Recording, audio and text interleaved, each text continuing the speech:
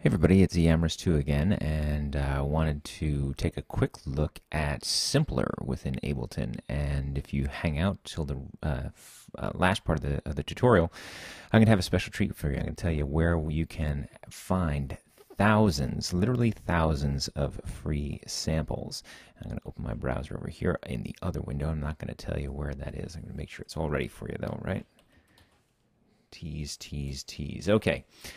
Anyway, so here I have Simpler open at the bottom of my screen, and I already have a sample loaded into it, so let's hear what that sounds like.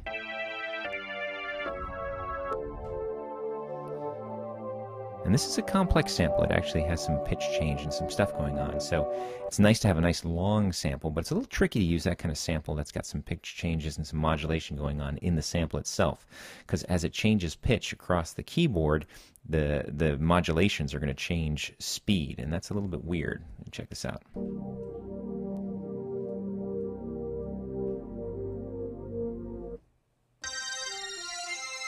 Right, so that's not exactly ideal. It's nicer if you have sounds that have just kind of a single waveform. I'm going to show you another sample. It's a little bit better. I'm going to hop over to this other track here.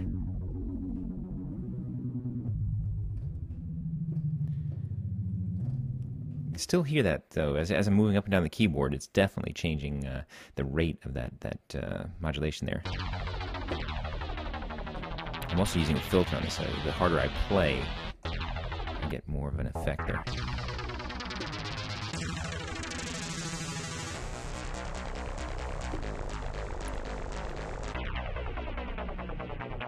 So let's see what's going on in Simpler. What kind of controls do you have? Well, first off, you have some controls over how the sample plays, where it starts to play back from. You can slide this around and change where it starts.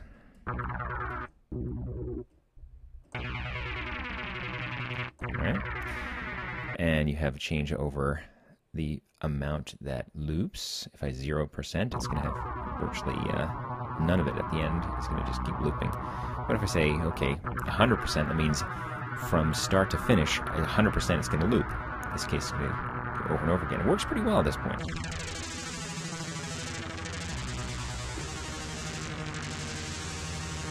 Okay. So it's looping 100%. Now I also can adjust the length.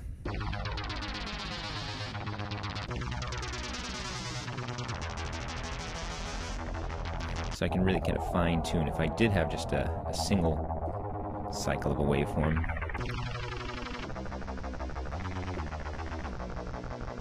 I could get in there and kind of fine tune that up. Now fade, what that does, it controls a crossfade at the loop points. So I'm going to turn it down a little bit here. If I have 100% of the sample looping, I can't really use a crossfade because it just, it has nothing to fade with. But here I have a subsection of it that's going to loop, and then I'm going to fade. It's going to control the steepness that the fade in and out have. So it just basically makes the loop points kind of more gradual.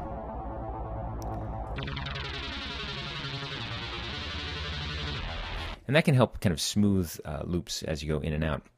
Of course, I can turn off loops, and then I just play through the sample, and that's it. Snap, what that does, it will snap my ending point and my loop points to the nearest zero crossing. So it tries its best to do, come up with a point where it's not going to have a pop or click as it loops. It doesn't always work out perfectly, though, so that's something you might have to go in and fine-tune things and kind of tweak that. But it does a pretty good job, especially if you have a nice single cycle loop that you can really kind of count on. So let's see. Over here we have a volume, pitch, and a filter envelope. So we have a typical ADSR, or attack, decay, sustain, release. I can slow down my kind of fade in. That's a little bit extreme. Okay, I might want to loop because I'm... All right.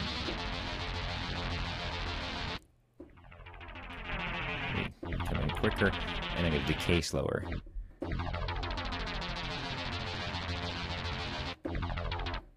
And give it a little release here. So after I let go of the key, it fades out a little bit. I can control the filters envelope as well.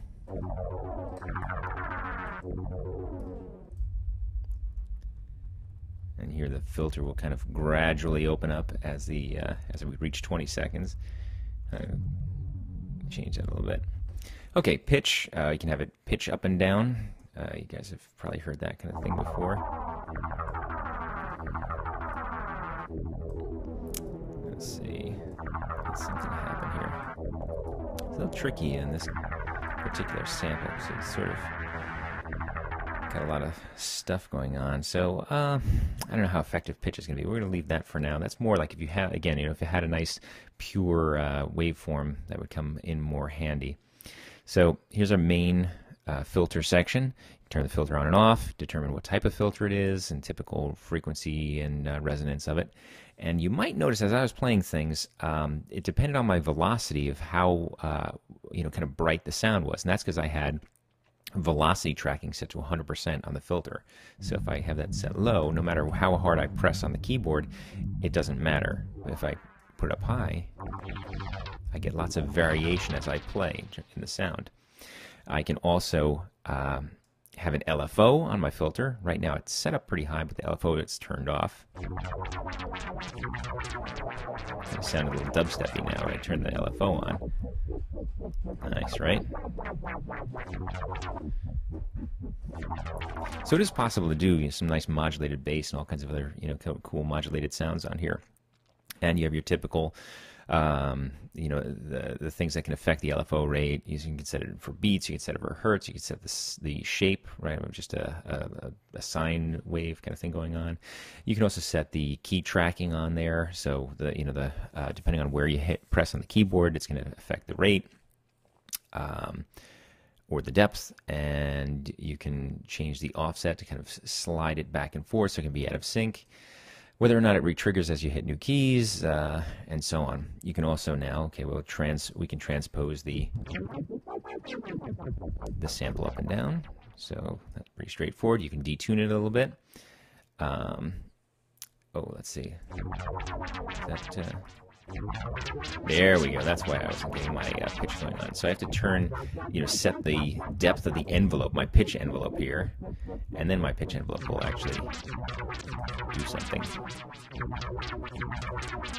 right, is that what the problem I was having?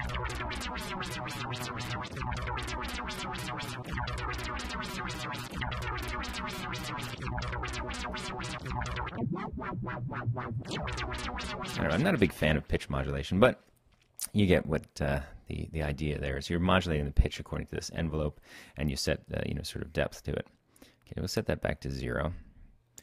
You have let's see, also glide and portamento type of thing. You have a spread, so you can sort of create a little bit of a chorusing, beef up the sound, and so on. Then you can pan, set an overall volume, and so on. So let's see, also number of voices. So if you want to have it like right now, it's set for monophonic. But you can also decide, okay, you want it to be polyphonic. In this case, with the kind of really ambient bass patch, I don't know if I'd want to add a lot of polyphony to it. But anyway, so that's what's going on there. And why are we talking about Simpler so much? Well, the reason is I have found, like I said, a source for literally thousands of samples for you. If you go to, and here's the hint, Music Radar. Okay, here's where you want to go. musicradar.com, and you'll see up here under the home page there is samples. And they have 23,992 free samples available for you.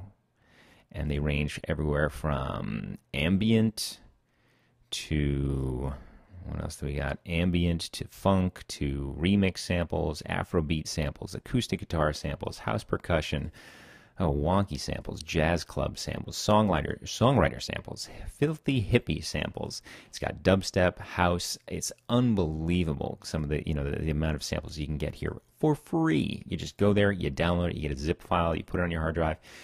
Drag those samples in. There's lots of drum loops. There's things that you can use within Simpler. So, I mean, you're talking about, I don't know what you pay for a library of 24,000 professionally recorded samples.